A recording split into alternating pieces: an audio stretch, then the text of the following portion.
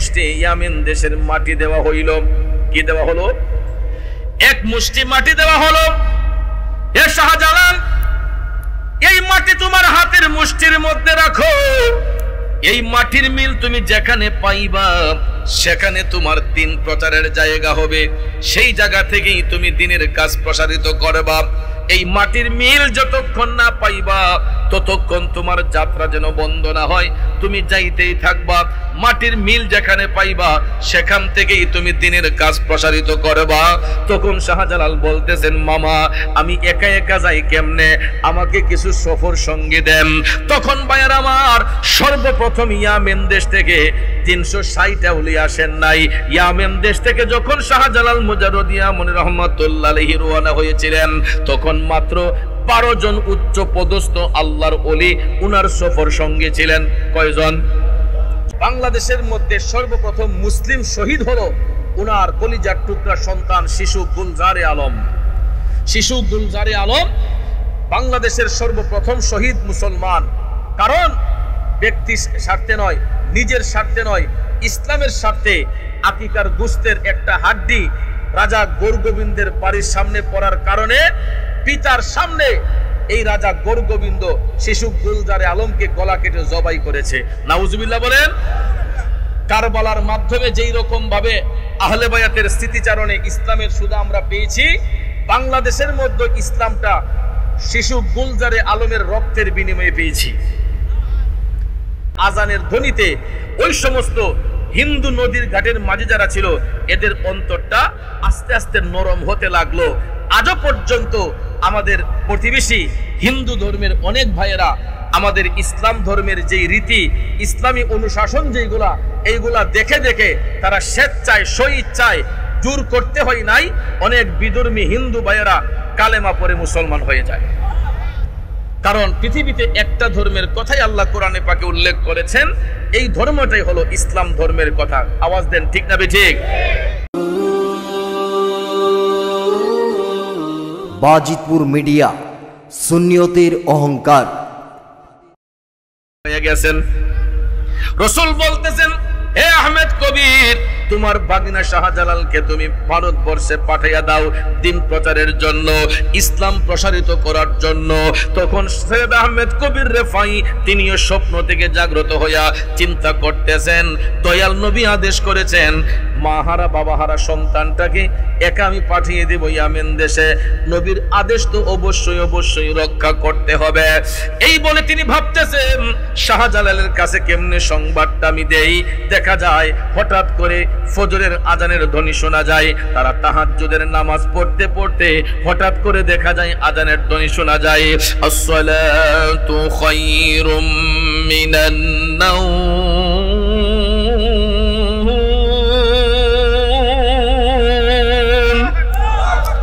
ঘুম থেকে নামাজ ভালো, ঘুম থেকে নামাজ ভালো।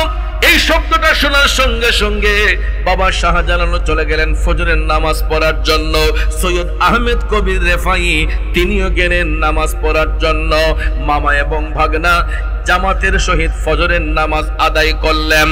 আদায় করার পরে হযরতে বাবা শাহজালাল মামার কদমে যাইয়া তিনি সালাম পেশ করলেন। তারপরে বলতেছেন, মামা আমি গত রাতে দয়াল নবীর স্বপ্নে দেখেছি। আরো জোরে কন্যা সুবহানাল্লাহ। সৈয়দ আহমেদ কবির ডাক দিয়ে বলতেছে, শাহজালাল বলো কি? আমিও তো গত রাতে মায়ার নবীর স্বপ্ন দেখছি। এখন দেখা যায় মামা স্বপ্ন দেখছে, বাগিনাও একই স্বপ্ন দেখছে। সৈয়দ আহমেদ কবির রেফাই ডাক দিয়ে বলতেছে, শাহজালাল তুমি কি দেখেছো? তখন শাহজালাল বাবা বলতেছেন, মামা আমি দয়াল নবীর স্বপ্নে দেখেছি রাসূল আমাকে আদেশ করেছেন ইসলামের খেদমত করার জন্য ভারতবর্ষে যাইতে। সঙ্গে সঙ্গে সৈয়দ আহমেদ কবির টপ টপ করে চোখের পানি ছেড়ে কান্না শুরু করে দিয়ে বলতেছেন, শাহজালাল আমিও তো নবীজির স্বপ্ন দেখেছি, দয়াল নবী আমাকে বলেছেন আহমেদ কবির তোমার বাগনা শাহজালালকে ভারতবর্ষে দিনের খেদমতের মধ্যে উৎসর্গ করে দাও। এখন দেখা যায় দুইজনকে আমার দয়াল নবী একই আদেশ প্রদান করলেন। এখন শাহজালাল বাবা বলতেছেন মামা আমি কি করব? সৈয়দ আহমেদ কবির রেফাই বলতেছেন ঠিক আছে তুমি তৈরি হও, আমি দেখতেছি কি করা যায়। শাহজালাল মুজাররদিয়া মনি রহমাতুল্লাহ আলাইহি তিনি যখন তৈরি হলেন সফরের উদ্দেশ্যে বের হবেন, এমন সময় শাহজালাল মুজাররদিয়া মনি রহমাতুল্লাহ আলাইহি হাতের মধ্যে এক মুষ্টি ইয়ামেন দেশের মাটি দেওয়া হইল। কি দেওয়া হলো? এক মুষ্টি মাটি দেওয়া হলো। এ শাহজালাল এই মাটি তোমার হাতের মুষ্টির মধ্যে রাখো, এই মাটির মিল তুমি যেখানে পাইবা সেখানে তোমার দিন প্রচারের জায়গা হবে, সেই জায়গা থেকেই তুমি দিনের কাজ প্রসারিত করবা।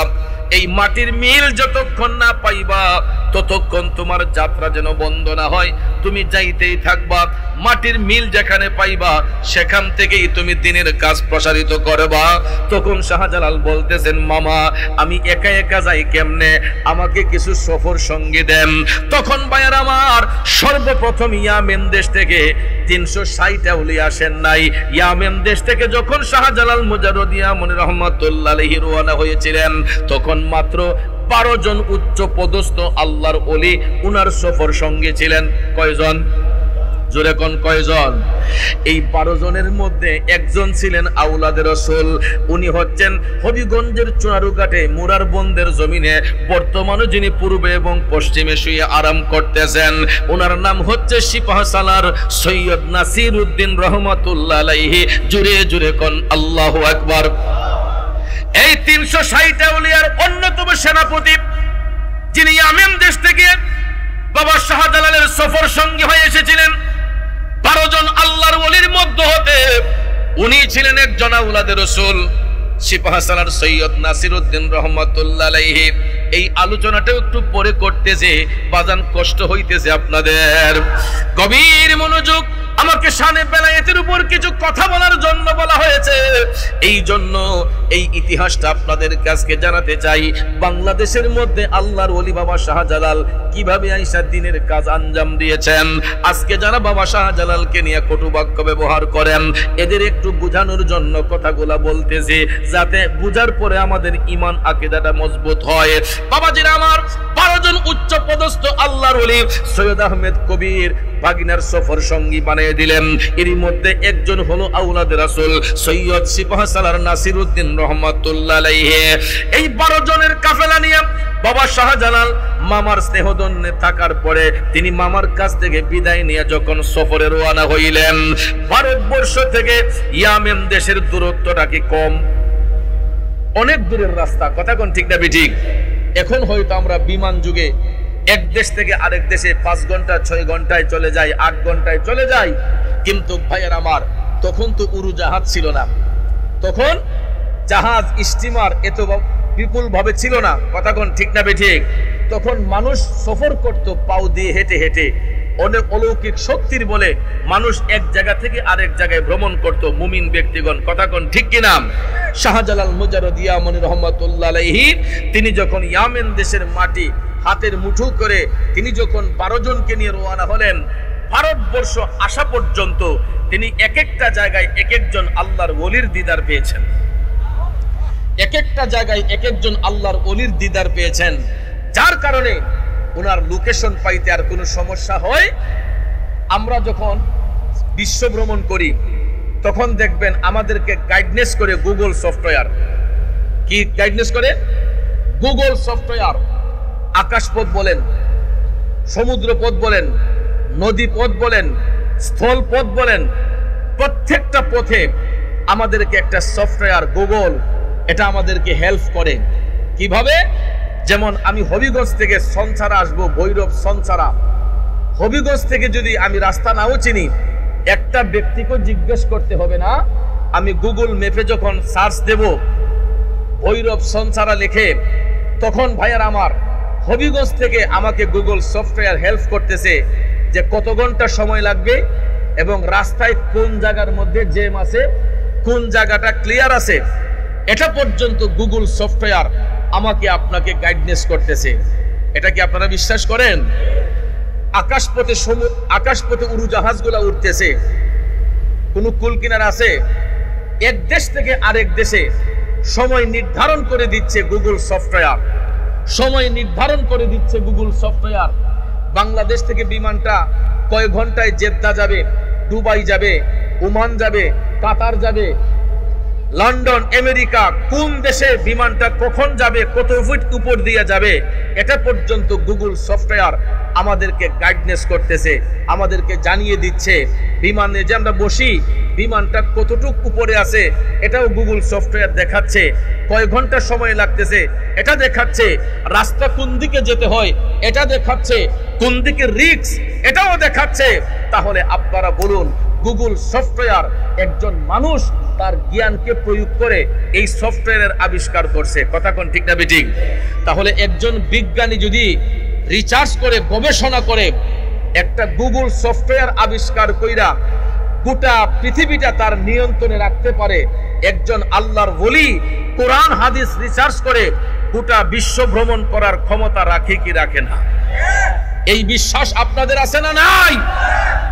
বাবাজিরা আমার, বন্ধুরা আমার, আল্লাহর ওলিগণ, বাবা শাহজালাল মুজাররদ যখন তিনি ভারতবর্ষে আসলেন তখন তো কোনো উন্নত রাস্তাঘাট ছিল না, তখন তো কোনো উন্নত রাস্তাঘাট ছিল না, উড়োজাহাজ ছিল না, জাহাজ, স্টিমার, লঞ্চ এইগুলা ছিল না।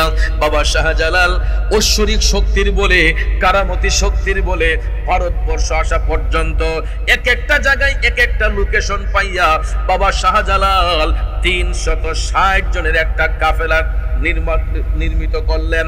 360 জনের একটা কাফেলা তিনি সম্মিলিত করলেন ভারতবর্ষ থেকে আসা পর্যন্ত, ইয়ামেন দেশ থেকে ভারতবর্ষ আসা পর্যন্ত 360 জনের একটা কাফেলা হয়েছে। ভারতবর্ষে আইসা হিন্দের সুলতান, হিন্দের রাজা সানজিরে আজমেরি খাজা মঈনুদ্দিন চিশতি ওনাকে লোকেশন দিলেন। লোকেশন দেওয়ার পরে তিনি হযরতে বাবা খাজা মঈনুদ্দিন চিশতি রহমাতুল্লাহ আলাইহির সঙ্গে দিদার হয়েছে, সাক্ষাৎ হয়েছে। সুবহানাল্লাহ।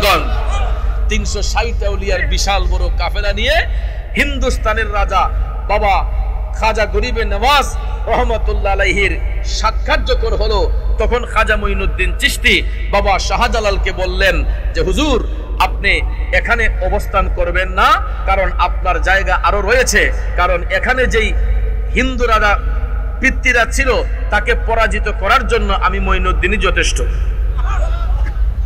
তখন তিনি পরামর্শ দিলেন যে শ্রীহট্টে একজন আওলাদ রসুল, শ্রীহট্টে একজন আওলাদ রসুল যিনি ইসলামের অভয়বাণী প্রচার করতেছেন কিন্তু প্রকাশ্যে করতে পারছেন না, তিনি গোপনে গোপনে ইসলামের শাসনগুলা তিনি কায়েম করতেছেন, ইসলামের বিধানগুলা পালন করতেছেন। ওনার নাম হচ্ছে সৈয়দ বুরহানুদ্দিন রহমাতুল্লাহ আলাইহি, যিনি সুরমা নদীর পারে উপশহর রুট দিয়ে যাওয়ার সময় ব্রিজটা পার হয়ে হাতের ডান পাশে গিয়ে বা গুগলে সার্চ দিবেন সৈয়দ বুরহানুদ্দিন। ভাইয়ার আমার, তিনি বাংলাদেশের সর্বপ্রথম মুসলিম ব্যক্তি ছিলেন, মুসলিম পরিবার ছিলেন, এবং বাংলাদেশের মধ্যে সর্বপ্রথম মুসলিম শহীদ হলো ওনার কলিজার টুকরা সন্তান শিশু গুলজারে আলম। শিশু গুলজারে আলম বাংলাদেশের সর্বপ্রথম শহীদ মুসলমান। কারণ ব্যক্তি স্বার্থে নয়, নিজের স্বার্থে নয়, ইসলামের স্বার্থে আকিকার গোশতের একটা হাড্ডি রাজা গৌরগোবিন্দের বাড়ির সামনে পড়ার কারণে পিতার সামনে এই রাজা গৌরগোবিন্দ শিশু গুলজারে আলমকে গলা কেটে জবাই করেছে। নাউজুবিল্লাহ বলেন।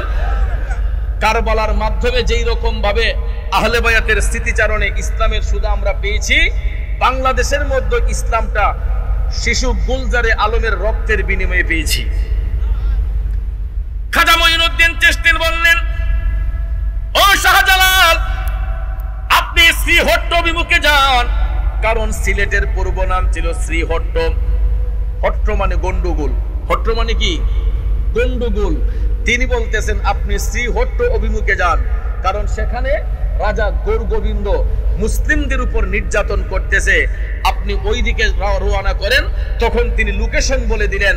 এই লোকেশন অনুযায়ী তিনি বুরহানুদ্দিন রহমাতুল্লাহ আলাইহিকে মুরাকাবার ঘরে পাইয়া বুরহানুদ্দিন রহমাতুল্লাহ আলাইহি তিনি রাস্তা দেখালেন। তখন বাবা শাহজালাল সেই ইয়ামেন দেশ থেকে রওনা হয়ে ভারতবর্ষ পাড়ি দিয়ে আস্তে আস্তে আস্তে সুরমা নদীর তীরবর্তী স্থানে যখন আসলেন, ওনার 360 জনের একজনের নাম হচ্ছে চাশনি পীর। নাম কি? চাশনি পীর। চাশনি পীর নাম হলো কেন? সুরমা নদীর পাড়ের মাটি বাবা শাহজালাল মুজাররদ ইয়ামনি রহমাতুল্লাহ আলাইহির হাতের মাটি তিনি জিহ্বার মধ্যে লাগিয়ে টেস্ট করেছিলেন, যেটাকে সয়েল টেস্ট বলা হয়। কি টেস্ট বলা হয়? বর্তমানে বিজ্ঞানীরা দেখবেন অনেক অণুবীক্ষণ যন্ত্র দিয়ে সয়েল টেস্ট করে, মাটির গভীরতা, এখানে বীজটা কতটুকু মজবুত হবে, ভিত্তিপ্রস্তরটা কতটুকু মজবুত হবে, সয়েল টেস্ট করে এটা ইঞ্জিনিয়ার সাহেবরা আমাদেরকে রেজাল্ট দেন। আর আল্লাহর ওলিগণ কেমন ইঞ্জিনিয়ার দেখেন, হযরতে চাশনি পীর রহমাতুল্লাহ আলাইহি ওনার জিহ্বার মধ্যে লাগায়া তিনি সয়েল টেস্ট করেছেন। তিনি বলতেছেন বাবা শাহজালালকে যে হুজুর মাটির মিল পেয়ে গেছি, আপনার হাতের মুষ্টির যেই মাটি সুরমার পাড়ের মাটি, হুজুর এই মাটির মধ্যে একই স্বাদ একই গন্ধ। তখন বাবা শাহজালাল বললেন, তাইলে আমার মামা সৈয়দ আহমেদ কবির রেফাই বলেছেন, মাটির মিল যেখানে পাওয়া যাবে সেখান থেকে ইসলাম প্রসারিত হবে, সেখান থেকে আমি ইসলামের খেদমত করতে। তখন তিনি সবাইকে বললেন আমরা এখানে অবস্থান করব। তখন বুরহানুদ্দিন রহমাতুল্লাহ আলাইহি উনাকে রিসিভ করলেন। সবাই যখন সুরমা নদীর পাড়ে অবস্থান করলেন, এমন সময় নদীর ঘাটের মাঝিগুলা এরা যখন দেখলো যে অনেক বড় মুসলিমদের একটা কাফেলা, কারণ 300 লোক তো বাড়ির কাছে নয়, 300 লোক যদি এখানে দাঁড় করানো হয়, মোটামুটি একটা কাফেলা যে এখানে আছে এটা বোঝা যাবে কি যাবে না? 300 জনের একটা কাফেলা দেখে নদীর ঘাটের মাঝিগুলা দৌড় দিয়ে চলে গেছে রাজা গৌরগোবিন্দের বাড়িতে। গিয়ে বলতেছে, রাজা মশাই আপনি যে এখানে বসে আছেন, ওই দিকে সুরমার পারে বিশাল বড় এক মুসলিমদের কাফেলা আসছে। তখন রাজা গৌরগোবিন্দ এটা শুনে নদীর ঘাটের মাঝিদেরকে বলল, তোমাদের মধ্যে কোনো একজন যদি তাদের কাউকে পার করো তাহলে তোমাদেরকে নদীর পাড়েই জীবিত কবর দেওয়া হবে। নাউজুবিল্লাহ বলেন। জানের ভয়ে, জান বাঁচানোর জন্য এই নদীর ঘাটের মাঝিরা কেউ সাহস করে না এই কাফেলার কাউকে নদী পার করবে। কিন্তু ভাইয়ের আমার, কোন ব্যক্তি পার করতে হবে না, কারামতি শক্তির বলে আল্লাহর ওলিগণ, আল্লাহর দেওয়া ক্ষমতা বলেই তারা নদী পার হবেন। ঠিক না বেঠিক? এখন দেখেন, আজকে আমরা পাড়ায় পাড়ায় মহল্লায় মহল্লায় মসজিদের মধ্যে মাইক দিয়ে আজান দেই, দেই কি দেই না? বড় গলায় আজান দেই। বাংলাদেশের মধ্যে মুসলমানদের কোনো বাক স্বাধীনতা ছিল না, প্রকাশ্যে মুসলমানরা আজান দিতে পারতো না। এখনো পৃথিবীতে এমনও দেশ আছে রে, যেই দেশের মধ্যে প্রকাশ্যে আজান দেওয়া যায় না। ভারতের মধ্যেও, আমাদের পার্শ্ববর্তী দেশ ভারতের মধ্যেও এখনো কিছু কিছু এলাকার মধ্যে, কিছু কিছু রাজ্যের মধ্যে প্রকাশ্যে আজান নিষিদ্ধ করা হয়েছে। ঠিক না বেঠিক?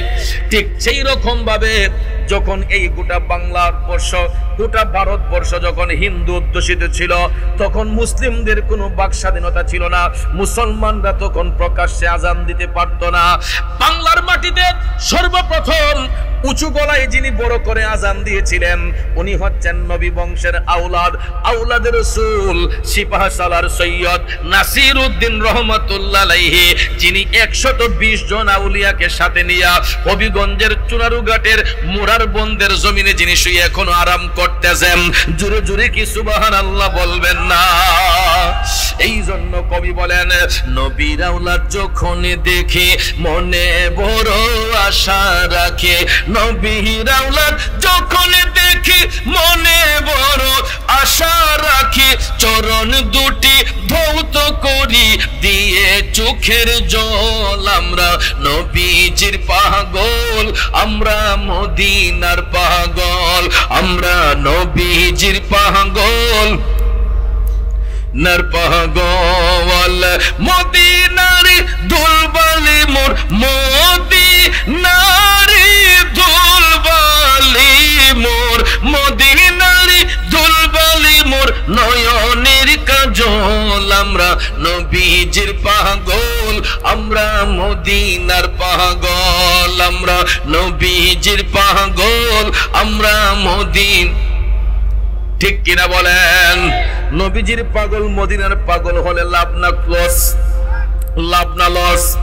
শুনিলে মদিনার কথা ভুলতে পারি সকল ব্যথা, ঠিক কিনা?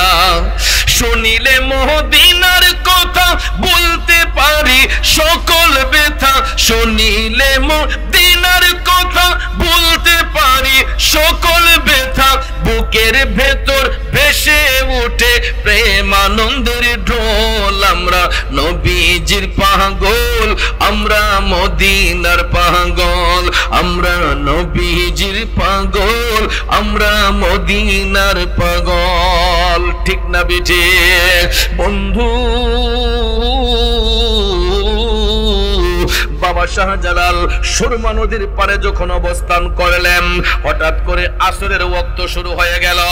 আসরের ওয়াক্ত যখন শুরু হয়ে গেল, বাবা শাহজালাল ইজাজত দিলেন, ও সৈয়দ নাসিরউদ্দিন, আপনি তো নবীর বংশের আওলাদ, এই বাংলার জমিনে, শ্রীহট্টের জমিনে আপনার আজানের ধ্বনি দিয়া ইসলামের কাজ প্রসারিত হবে।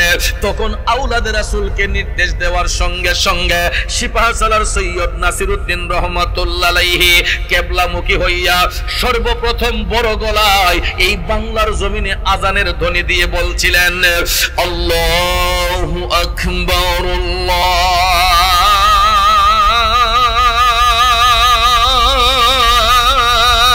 আল্লাহু আকবার। এই শব্দটার পাওয়ার আছে না নাই? এই শব্দটার পাওয়ার কতটুক হতে পারে? বাবাজি, আমাদের দেশের যে অস্ত্রগুলা বা বিদেশি যে অস্ত্রগুলা, এগুলার একটা নির্দিষ্ট পাওয়ার আছে। তার ফায়ারটা কতটুক দূরে যাবে, এটার অ্যাকশনটা কতটুক হবে, এটার একটা নিয়ন্ত্রণ আছে, আছে না? কিন্তু আল্লাহু আকবার এটা এমন একটা শক্তিশালী অস্ত্র, এটার পাওয়ার কতটুক হতে পারে একমাত্র আল্লাহ আ'লামু, আল্লাহ তাআলাই ভালো জানেন, ঠিক না ঠিক? আল্লাহু আকবার, আল্লাহু আকবার। সৈয়দ নাসিরউদ্দিন সিপাহ সালার আল্লাহর ওলি আওলাদ রাসূল যখন এই আজানের ধ্বনিটা দিলেন, বোমা মারতে হয় নাই, তরবারি মারতে হয় নাই, গুলি করতে হয় নাই, কামান ছুঁড়ে মারতে হয় নাই। আল্লাহু আকবার ধ্বনি দেওয়ার সঙ্গে সঙ্গে রাজা গোরগোবিন্দের দেয়ালের একটা ফটক ঠাস করে ধসে পড়ে গেছে। কোনো ঝড় তুফান নাই, ভূমিকম্প নাই, কিন্তু আল্লাহু আকবার ধ্বনির মধ্যে আমার আল্লাহ এমন একটা ভূমিকম্প দিছে রে, এই শব্দটা দেওয়ার সঙ্গে সঙ্গে খোলা আকাশের মধ্যে দাঁড়ায়া যখন বাবা সৈয়দ নাসিরউদ্দিন রহমাতুল্লাহ আলাইহি যখন আল্লাহু আকবার করে আহ্বান করলেন, রাজা গোরগোবিন্দের দেয়ালের একলো বন্ধুরা আমার, রাজা গোরগোবিন্দ চমকে উঠলো। এত বড় প্রাচীর, এত বড় শক্ত প্রাচীর, এটা কিভাবে পড়লো? সে টেনশন যুক্ত হয়ে গেছে, সে টেনশন যুক্ত হয়ে গেছে যে এটা কিভাবে সম্ভব, দেয়ালটা পড়লো কিভাবে? ভাইয়ার আমার, ওইদিকে নদীর ঘাটের মাঝিগুলা এরা যখন মিষ্টি মধুর কণ্ঠে আজানের ধ্বনি শুনছে, তখন তাদের অন্তরের মধ্যে ইশকের আগুন দাউ দাউ করে জ্বলতেছে। শুধু তারা কালেমা পড়ার বাকি, কিন্তু সৈয়দ নাসিরউদ্দিন রহমাতুল্লাহ আলাইহির আজানের ধ্বনিতে ওই সমস্ত হিন্দু নদীর ঘাটের মাঝে যারা ছিল, এদের অন্তরটা আস্তে আস্তে নরম হতে লাগলো। আজও পর্যন্ত আমাদের প্রতিবেশী হিন্দু ধর্মের অনেক ভাইয়েরা আমাদের ইসলাম ধর্মের যেই রীতি, ইসলামী অনুশাসন যেগুলা, এইগুলা দেখে দেখে তারা স্বেচ্ছায় স্বইচ্ছায়, জোর করতে হয় নাই, অনেক বিধর্মী হিন্দু ভাইয়েরা কালেমা পড়ে মুসলমান হয়ে যায়। কারণ পৃথিবীতে একটা ধর্মের কথাই আল্লাহ কোরআনে পাকে উল্লেখ করেছেন, এই ধর্মটাই হলো ইসলাম ধর্মের কথা। আওয়াজ দেন ঠিক না ঠিক? আমরা কোনো বিধর্মীকে চাপাইয়া ধর্মের প্রতি আকৃষ্ট করি না, কিন্তু অনেক বিধর্মীরা আমাদেরকে ব্ল্যাকমেইল করে, চাপাইয়া আমাদেরকে তাদের ধর্মের দিকে নিতে উদ্বুদ্ধ করে।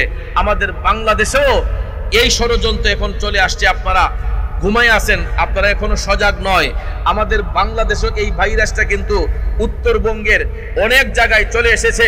ভাইয়ের আমার, এত সুন্দর লেবাস, এত সুন্দর তাদের পোশাক, দেখলে মনে হবে ফেরেশতার মতো মানুষ, কিন্তু এরা খ্রিস্টান ধর্ম প্রতিষ্ঠিত করার জন্য খ্রিস্টান ধর্মকে বাস্তবায়ন করার জন্য আমাদের মুসলমানদের দাড়ি টুপি পাঞ্জাবিকে এরা ব্যবহার করে অনেক মানুষদেরকে পথভ্রষ্ট করে, উত্তরবঙ্গে অনেক মানুষদেরকে পথভ্রষ্ট করে এরা ইসলাম থেকে সরিয়ে নিয়ে যাচ্ছে। নাউজুবিল্লাহ বলেন। কিন্তু আমরা এখনো মায়ের পেটে আছি, কারণ আমরা এখন পর্যন্ত বিশেষ করে কয়েকটা ডিস্ট্রিক্ট যেমন সিলেট পুরাটা বিভাগ এবং কিশোরগঞ্জ জেলা, আপনারা ভৈরব সহ, ব্রাহ্মণবাড়িয়া জেলা সহ, কুমিল্লা জেলা সহ এই এলাকার, বিশেষ করে এই সমস্ত এলাকার, চট্টগ্রাম সহ আমাদের এই সাইডের মানুষগুলা সুফিমনা মানুষ, তরিকত প্রেমিক মানুষ, আমরা আল্লাহর ওলিদেরকে ভালোবাসি। আওয়াজ দেন ঠিক না ঠিক? যেই কারণে এখনো আমরা আমাদের চোখ কান খোলা রেখে চলতেছি। কিন্তু উত্তরবঙ্গে মুসলমানরা যারা তাসাউফপন্থী মানুষরা, এরা অনেক কষ্টে দিন কাটাইতেছে। এদের চোখের সামনে দিয়া কিছু কিছু বাতিল ফেরকারা, এরা ইসলামের অনুশাসনকে নষ্ট করার জন্য, সুফিবাদকে নষ্ট করার জন্য, আল্লাহর ওলিদের দামান থেকে সরে যাবার জন্য এরা দাড়ি টুপি জুব্বা এটাকে মডেল বানাইয়া এরা ইমানের বাজারে আগুন লাগাই দিতেছে। কথা কয় না? এই জন্য আমাদেরকে সজাগ থাকতে হবে। আজও পর্যন্ত মুসলিম ধর্মের কোনো ভাই কোনো বেদিনকে স্বেচ্ছায় ইসলাম জোর করে ইসলাম ধর্মে আনে নাই, তারা স্বেচ্ছায় কালেমা পড়ে মুসলমান হয়েছে। কথা কোন ঠিক কিনা? আমাদের দেশেও ইতিমধ্যে আমার মাধ্যমেও 2-4 জন লোক কালেমা পড়ে মুসলমান হয়েছে। আমি অধম গুনাহগারের মাধ্যমেও 2-4 জন হিন্দু ভাই তারা স্বেচ্ছায় মুসলমান হয়েছে। এর মধ্যে আপনাদের কিশোরগঞ্জ জেলায় মিঠামন থানায় একজন প্রাইমারি টিচারও তিনি আমার মাধ্যমে তিনি কালেমা পড়ে মুসলমান হয়েছেন। আলহামদুলিল্লাহ বলেন। তো এরকম ভাবে আমাদের সুন্নি আকাবেরদের মধ্যে আমি ওই দিন দেখেছি একজন খ্রিস্টান ধর্মের মানুষ, উনি স্বেচ্ছায় আমাদের শাইখুল হাদিস আল্লামা মুফতি আবুল কাসেম ফজলুল হক মাদ্দাজিল্লাহু আলী হুজুরের হাতে উনি হাত রেখে তাওবা করে কালেমা পড়ে স্বেচ্ছায় মুসলমান হয়েছেন। কত সুন্দরভাবে তাকে গ্রহণ করা হয়েছে, ইসলাম ধর্মে তাকে ওয়েলকাম জানানো হয়েছে। এটার নামই হচ্ছে ইসলাম। ইসলাম মারামারি পছন্দ করে না, ইসলাম খুনাখুনি পছন্দ করে না, ইসলাম ঝগড়াঝাটি পছন্দ করে না। ঠিক কিনা বলেন? আর এই জিনিসটাই সুফিবাদের মধ্যে নাই, আউলিয়া কেরামদের মধ্যে নাই। বাবাজিরা আমার, যেই কথাটা আমি বলতে চেয়েছিলাম, বাবা শাহজালাল সুরমা নদীর পারে অবস্থান করলেন, আজানের ধ্বনি দিলেন সৈয়দ নাসিরউদ্দিন বাবা। দেওয়ার সঙ্গে সঙ্গে নদীর ঘাটের মাঝিগুলার অন্তর আস্তে আস্তে শীতল হতে লাগলো। কিন্তু শীতল হলে কি হবে? এরা তো বাবা শাহজালালকে নদী পার করে না, নদী পার করে না। এখন তিনি নদী কিভাবে পার হবেন? আল্লাহু আকবার বলেন। মুরাকাবার মধ্যে বসলেন বাবা শাহজালাল।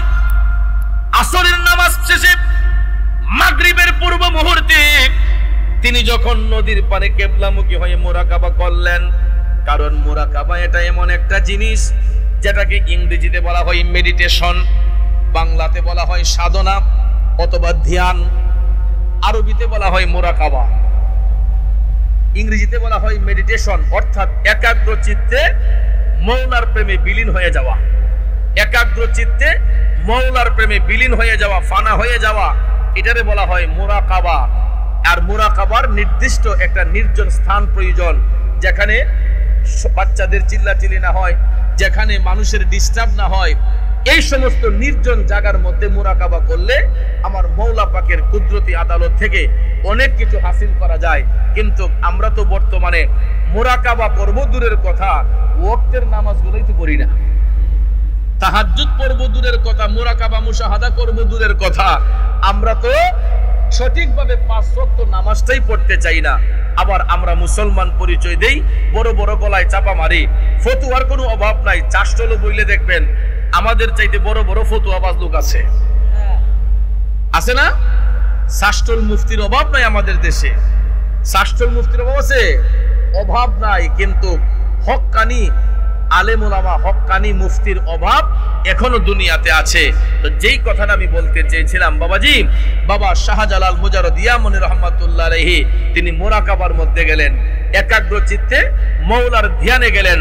যাবার পরে তিনি যখন মওলার প্রেমে বিলীন হয়ে গেলেন, আমার আল্লাহ রাব্বুল আলামিন কুদরতের জবান দিয়া বাবা শাহজালালকে জানাইয়া দিলেন, এ শাহজালাল, এ শাহজালাল, তোমার নামাজের মুসল্লাটা তুমি জমিন পানির উপরে বিছাইয়া দাও, পানিটাকে তুমি জমিন বানাইয়া দাও, তুমি পানির উপরে তোমার নামাজের মুসল্লাটা বিছাইয়া দাও।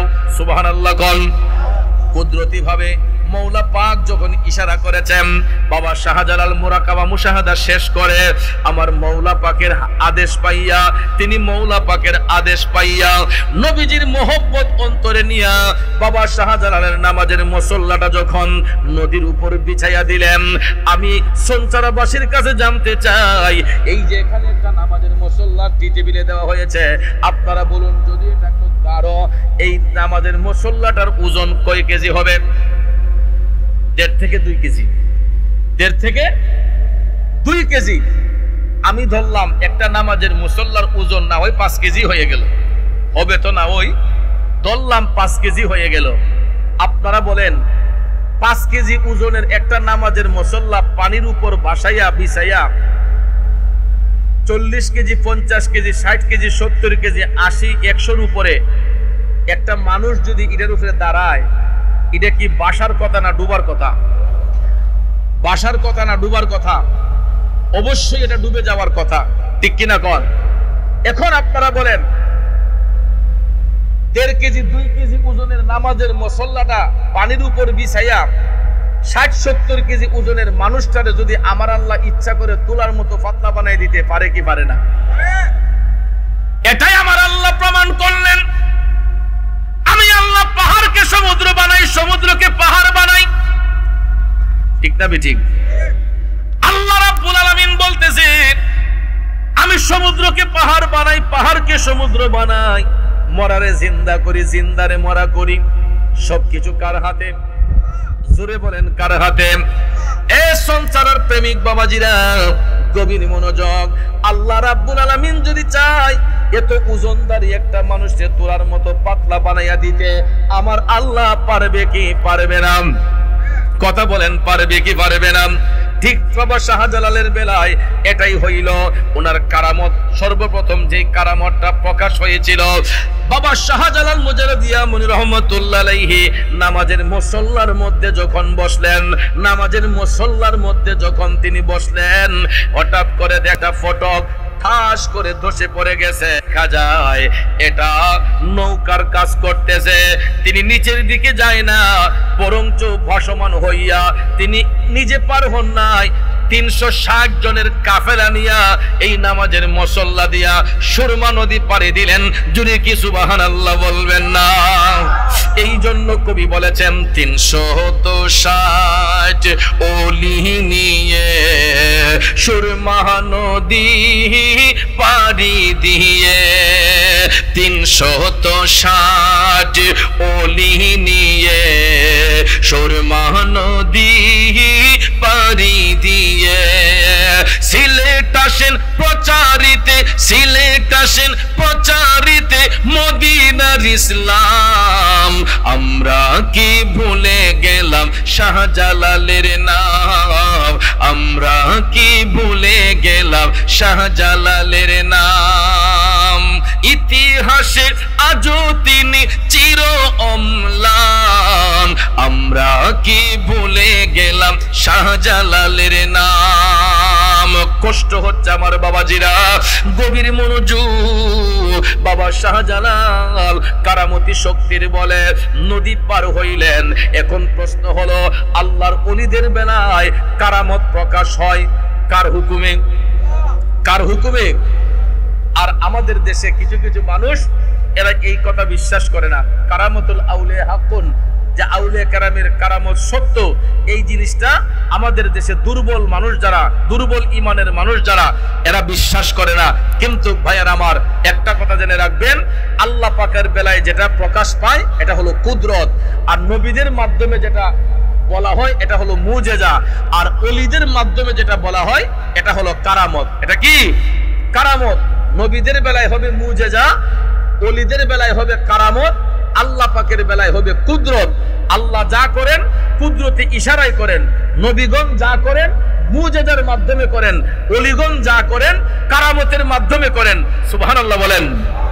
বাবা শাহজালালের কারামত হচ্ছে তিনি নামাজের মুসল্লা দিয়ে সুরমা নদী পার হয়েছেন। সম্ভব কি সম্ভব না? কে চাইতে হবে? আল্লাহ যদি চায় সম্ভব হয়।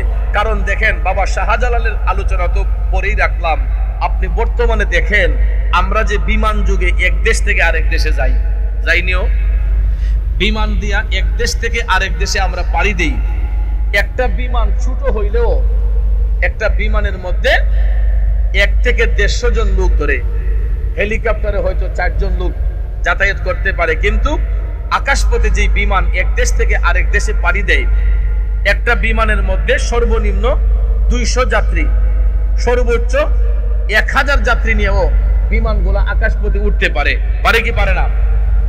ভাইয়ার আমার, বাংলাদেশের যে বিমানগুলো আছে আমাদের বাংলাদেশ এয়ারলাইন্সে, আমি দেখেছি এগুলার মধ্যে প্রায় 400-450 যাত্রী নিয়ে এক দেশ থেকে বিমান আরেক দেশে যায়।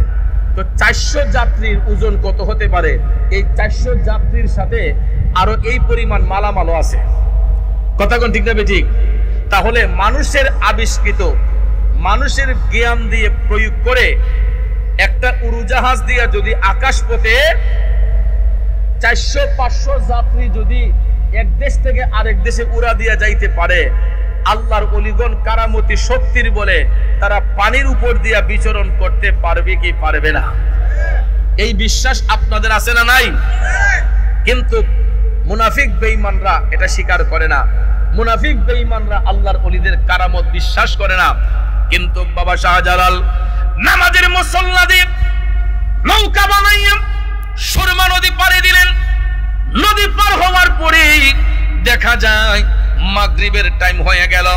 মাগরিবের সময় যখন হয়ে গেছে তখন সৈয়দ নাসিরউদ্দিন সিপাহসালাকে বললেন, ও আওলাদ রাসূল, নদীর ওই পারে আজান দিলেন, এই পারে আজান দিব কে?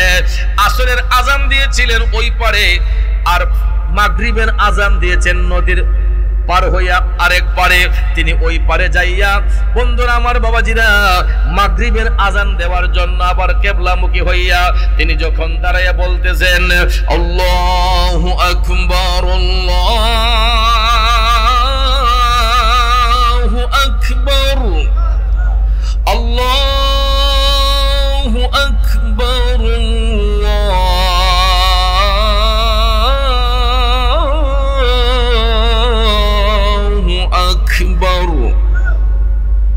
সৈয়দ নাসিরউদ্দিন বাবা আল্লাহু আকবার বলে যখন মাগরিবের আজান দিলেন, এবার দেখা যায় রাজা গৌরগোবিন্দের বাড়ির যেই বড় দালানটা ছিল, বড় গেটটা ছিল, আজানের ধ্বনিতে, আল্লাহু আকবার ধ্বনির পাওয়ারে রাজা গৌরগোবিন্দের বড় দেয়ালটা অটোমেটিকলি ঠাস করে ধসে পড়ে গেছে।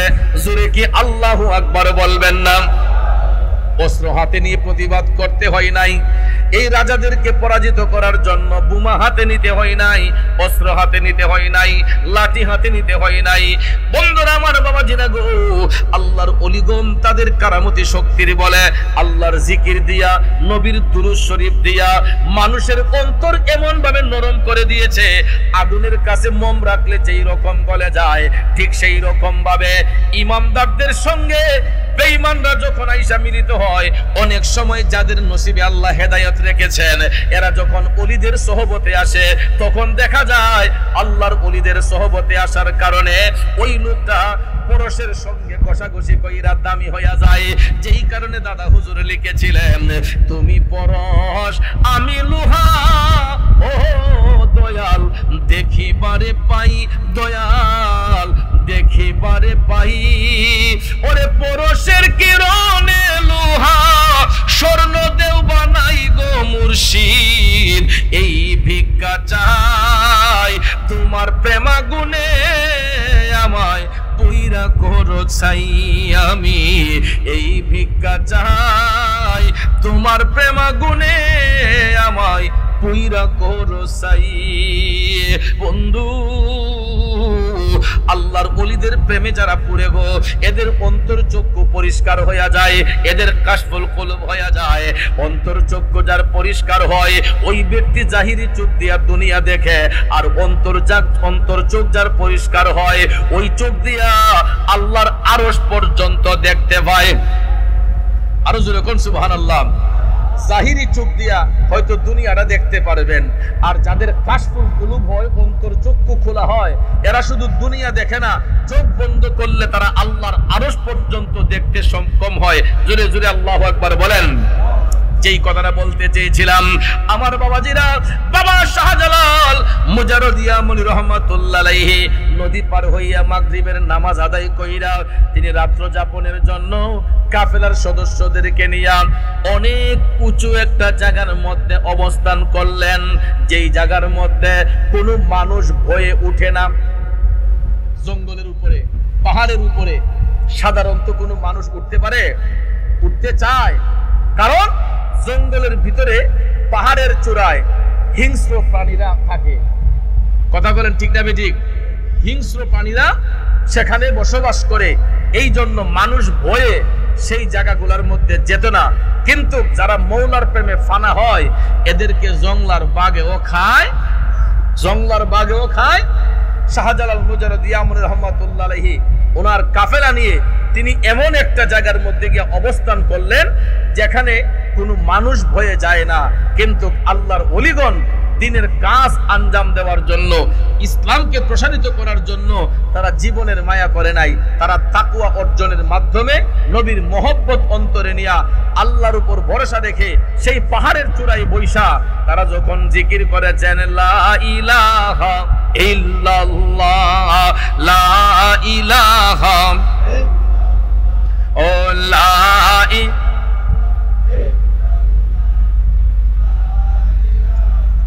ইল্লাল্লাহ,